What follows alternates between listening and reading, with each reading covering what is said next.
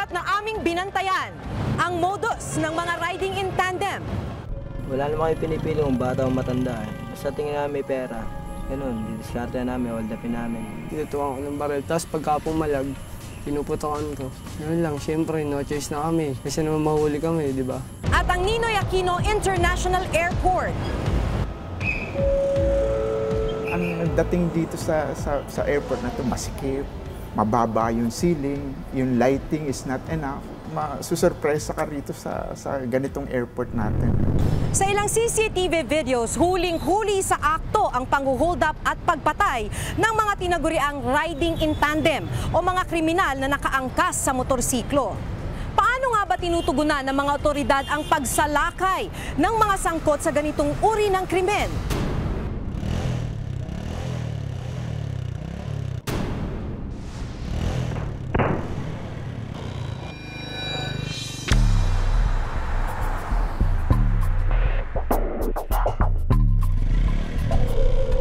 Mabilis kung sila'y umatake sa isang iglap na isasagawa ang maitim nilang bala.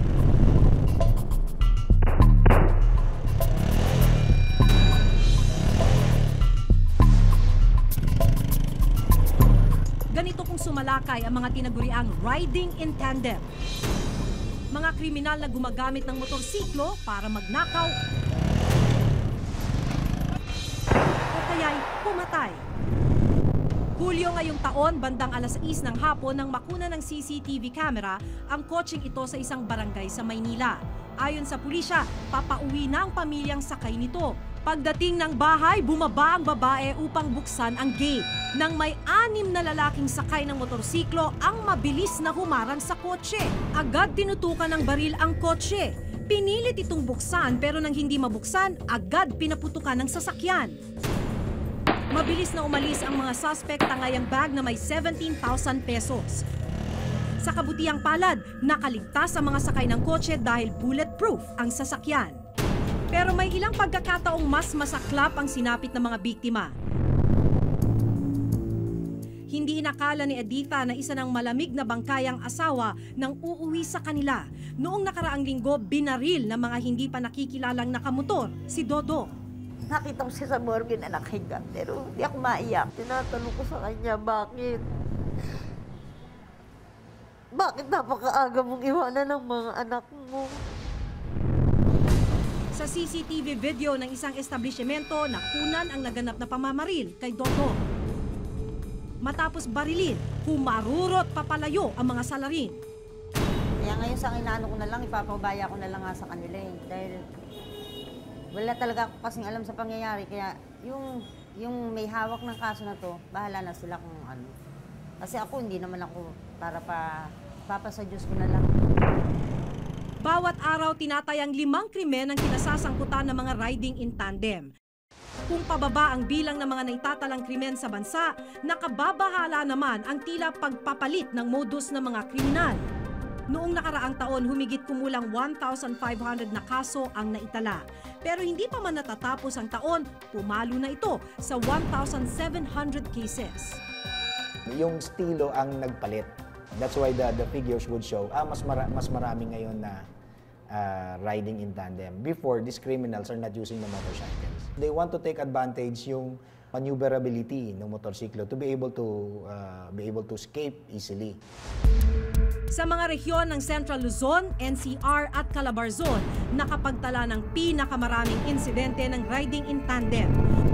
Bukod sa pamamaril, ginagamit din itong modus sa robbery o pagnanakaw.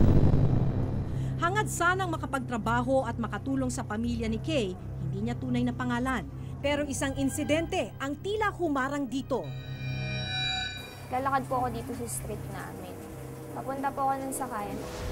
Tapos, kita ko po kasi yung dulo ng street namin. May nakita na po ako doon na lalaki. Lumagpas pa siya sa akin. Yung pala inikutan niya lang po ako. Tapos, inakbayan niya po ako, tinutukan niya na po ako sa leeg. Cellphone mo? Isang motorsiklo ang agad lumapit sa kanila na inakala niyang tutulong sa kanya.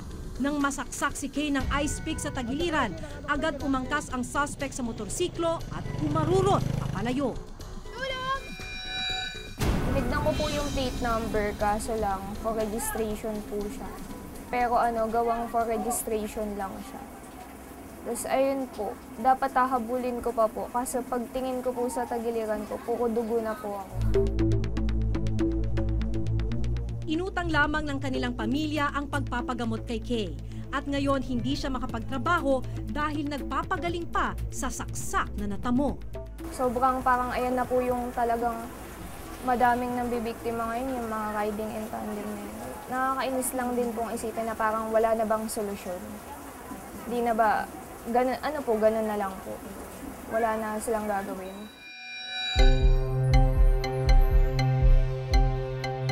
Ang mga gumawa ng krimen hindi pa rin natutukoy, nahuhuli at naparurusahan. Sa katunayan, sa tala ng PNP sa humigit kumulang 1,700 cases ng riding in tandem na naitala mula Enero hanggang Setyembre, humigit kumulang 8% lamang ang mga kasong naisampa sa korte. Habang sa tinatayang 2,570 na suspects, 2,340 o 71% pa ng mga ito ang hindi pa rin nahuhuli. 2 beses kada linggo umano sila lumalabas para mang-hold up o mang-snatch. Wala naman kayo pinipili kung bata o matanda eh. Basta tingin namin may pera. Ganun, didiskarte namin, hold upin namin. Tinutukan ko ng baril. Tapos pagka pumalag, pinuputokan ko. Yun lang, syempre, no choice na kami. Kasi naman mahuli kami, di ba?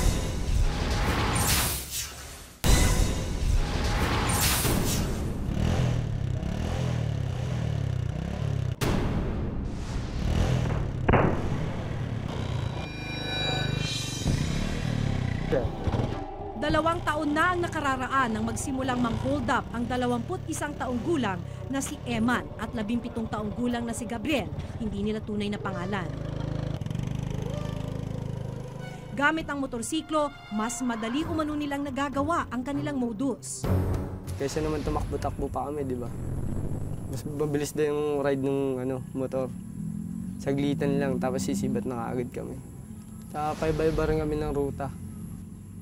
Eh, siyempre, kapag pag isang lugar lang pinupuntahan nyo, matatrace kayo dun eh. Kailangan iba-iba yung pinupuntahan nyo. 2 beses kada linggo umano sila lumalabas para mang-hold up o mang-snatch. Wala naman kayo pinipili kung bata o matanda eh. Basta tingin namin may pera. Ganun, didiskarte namin, hold upin namin. Tinutukan ko ng baril. Tapos pagka pumalag, pinuputokan ko.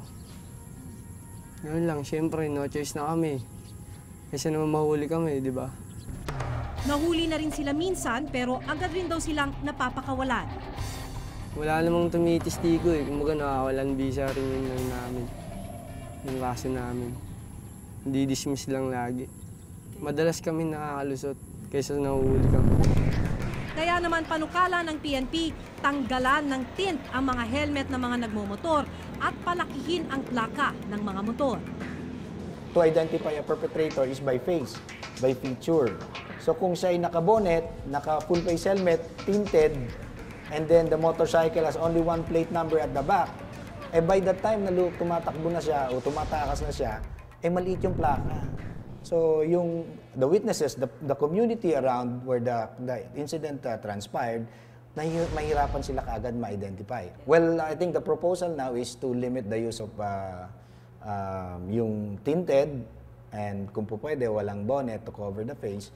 At saka yung meron pong identification through the helmet and the additional plate number para ma-identify natin kaagad yung... Kasi matitrace natin yan through the model and the make and the plate number of the motorcycle.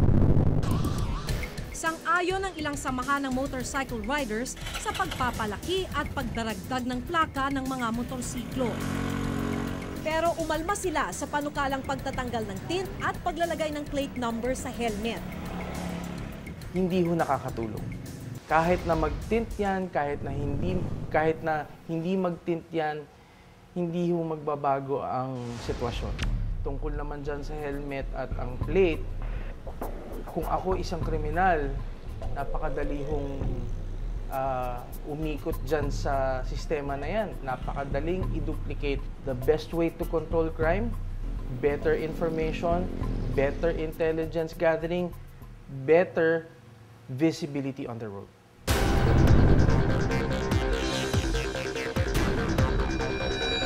Para tugunan ang papataas na bilang ng mga riding in tandem cases, humigit kumulang 1,200 na kapulisan ang sumailalim sa motorcycle riding course ng PNP. Tiningnan namin yung existing na yung ating motorized anti-street crime operatives. Ito yung MASCO, ito yung pulis natin na sila rin ay nakamotor.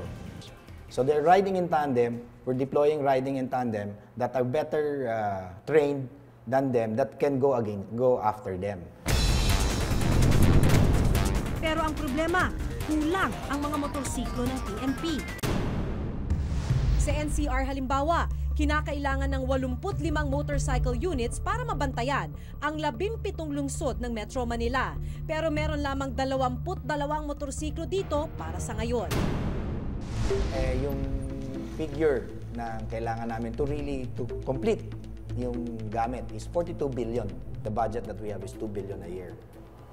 So 42 billion ang kailangan ninyo to complete the equipment need of the PNP. So mobility, communication, investigation, shoot capability, training.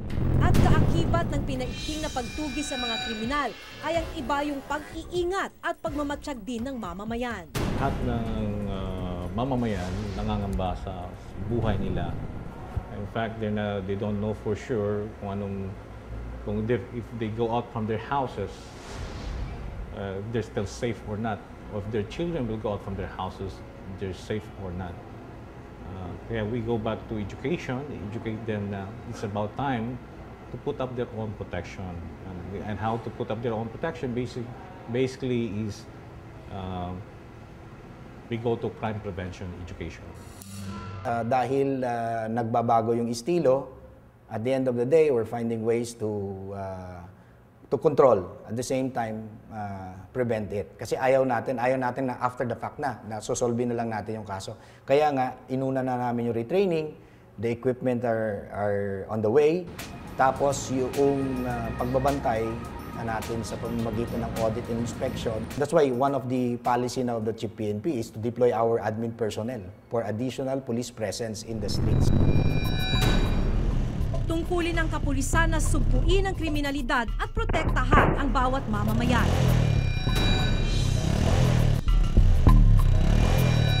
Sa kabila ng anumang pagbabagong anyo ng paglaganap ng krimen, ang sandigan ng lahat ay isang handa, maaasahan at may kakayahang kapulisan. Ako si Maki Pulido at ito ang nakatala sa aking Reporter's Notebook.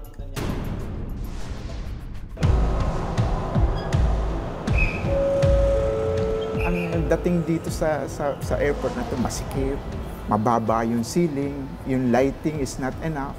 Masusurpresa ka rito sa ganitong airport natin.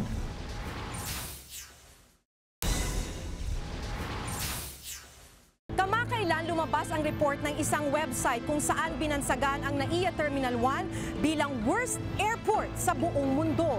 Lumang pasilidad at kawalan ng sapat na seguridad, ilan lamang po yan sa mga puna sa Terminal 1. Sa report ni Jiggy Manikad na kasalukuyang on assignment, alamin kung may pag-asa pa bang mabago ang imahe ng ating pangunahing paliparan.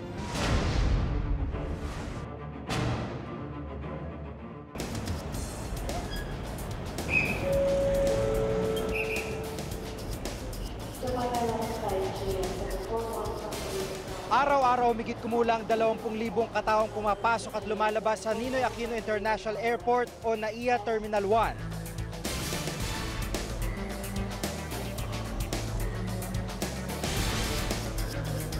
Sa loob ng 3 dekada, itong naging international gateway ng Pilipinas sa mundo.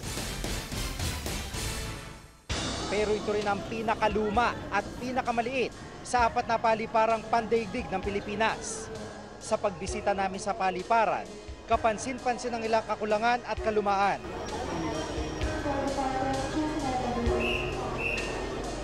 Hindi raw sapat ang mga upuan para sa mga pasahero. Luma na, maging ang lalagyan ng bagahe sa check-in counters. Madilim din ang arrival area at may kalumaan ang greeters area. Kailangan din ng dagdag na pasilidad gaya ng mga hotel reservation counter, Information and Customer Service Counter at Baggage Holding Service Counter.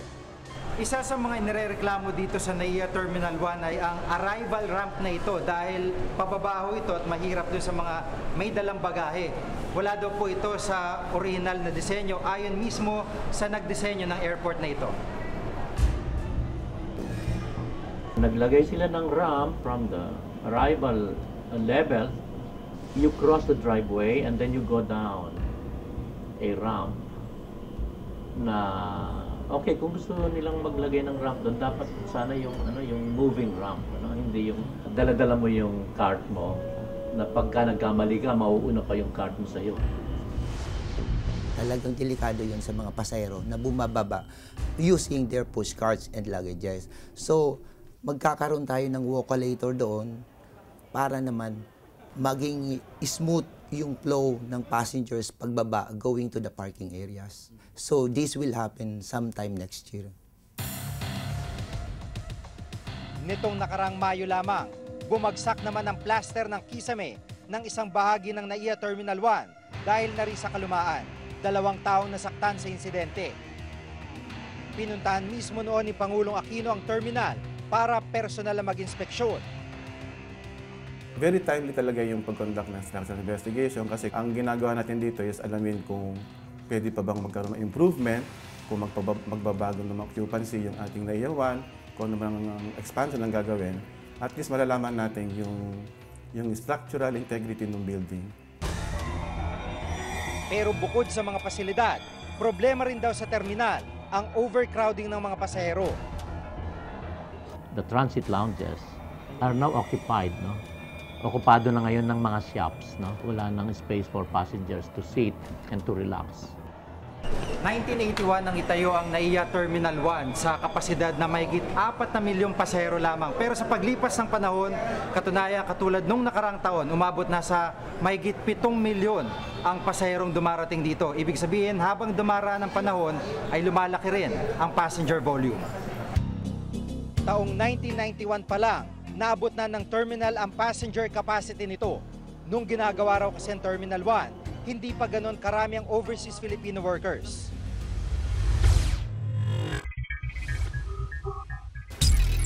Pero tila mas lalo pang sumama ang imahe ng paliparan sa paglabas ng ranking ng isang interactive website.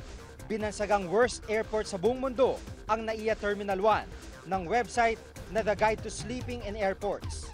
Bago rito, nasa ikalimang pwesto ang NAIA Terminal 1 nung nakarang taon sa survey ng parehong website. Nangongolekta ng mga review at rating ang website tungkol sa mga airport galing sa mga pasahero, gaya ng backpackers o mga turistang pinipiling matulog sa airport kesa sa hotel. Sa website, inula ng batikos ang NAIA Terminal 1 dahil sa umano'y insidente ng mga nananakawang pasahero at mga nangingikil umanong airport personnel.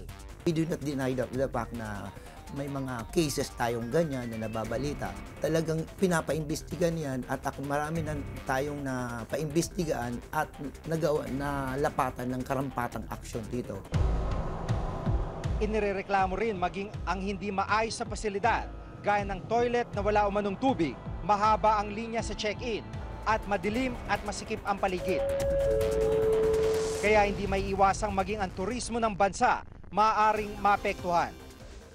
Matagal na rin namin sinasabi ito, but I think yung mga namumuno, lalo na before, mukhang hindi kami naririnig. Napaka-importante na yung unang-unang lugar na makikita ng ating mga arriving passengers, yung mga turista natin.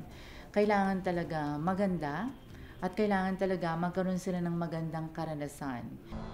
Mga bagong airport ngayon, kailangan medyo there's a sense of airiness. Matataas yung mga ceiling, a lot of daylighting. So, ang gusto mo, may sense of arrival. Ang dating dito sa airport na to masikip, mababa yung ceiling, yung lighting is not enough. Masusurpresa ka rito sa ganitong airport natin. November ito natapos. Depensa naman ng NAIA, bago pa man daw lumabas ang issue ng pagiging worst airport ng Terminal 1. Nagsimula na silang mag-renovate ang mga madalas reklamong pasilidad. Ipinakita pa nila sa amin ang mga ginawa nilang pagsasaayos sa ilang bahagi ng terminal. Third quarter of last year natapos. Ang pinaka-latest yung sa satellite area. Itong tubig niyan, kompleto naman.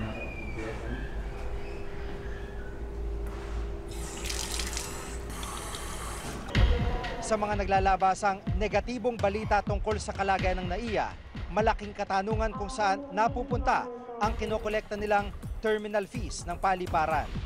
Aabot sa 8.5 billion pesos ang nakokolekta nilang terminal fees kada taon mula sa mga terminals ng NAIA. Ngunit hindi naman daw lahat ng pondo napupunta sa pagsasaayos ng terminal lamang. Yung terminal fees na kabuuan na nakokolekta ay sapat lamang para talaga sa pagpapatakbo ng operations ng terminal, ng ating mga airport.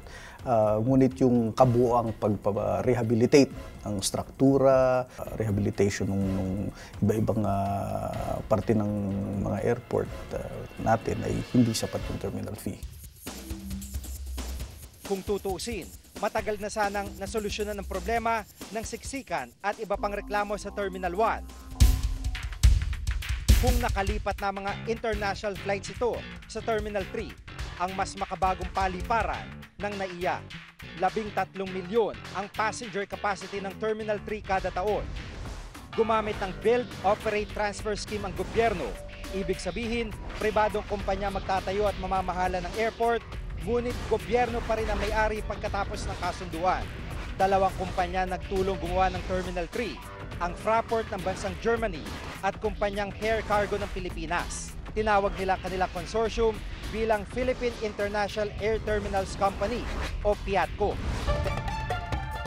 2002, nang dapat magbukas ang Terminal 3, ngunit hindi ito natuloy dahil sa inilabas na desisyon ng Korte Suprema na hindi dumaan sa tamang bidding process ang proyekto. Nabuksan na lamang ang Terminal 3 noong 2007 matapos iutos ng Korte na magbayad ang Pilipinas ng 3 bilyong piso sa PIATCO bilang paon ng bayad. Gayunman, nagsisiksikan pa rin sa Terminal 1 ang mga flights dahil hindi pa rin nadidesisyonan ang mga kasong isinampa ng PIATCO sa mga international court. Kaya ang suhestyon ng Department of Transportation and Communication o DOTC, ibenta ang Terminal 1 at ilipat ang mga international flights sa Clark, Pampanga. Ito naman ang gagamitin sa pagpapalawak ng Diosdado Macapagal International Airport o DMIA sa Clark. We need a fast rail link at ang modelo na nakikita natin, yung nangyari sa Hong Kong na kung saan ay inilipat nila yung airport dun sa malayong lugar at nagkonekta sila ng fast rail link. Mukhang strategically dapat lang na maghanap na ng better location for an airport. Kung ibibenta yan para magkalam ng pera, dahil sa kapos tayo sa pera, baka ang caution namin doon ay baka quick fix na solution. Ang mga paliparan daw ang una at huling destinasyon ng sinumang bumibisita sa isang bansa. Nagbibigay marka sa kalidad ng pagtanggap natin sa mga dayuhan at serbisyo para sa mamamayan. Ang mga batikos na tinatanggap ng ating bansa sa estado ng ating paliparan, magsilbisa ng paalala ng pagsasaayos ng pasilidad at matapat na serbisyo. Hindi lamang turismo nakikinabang kung hindi maging ang imahe ng sambayanan. Ako si Jigo Manica at itong nakatala sa aking Reporter's Notebook.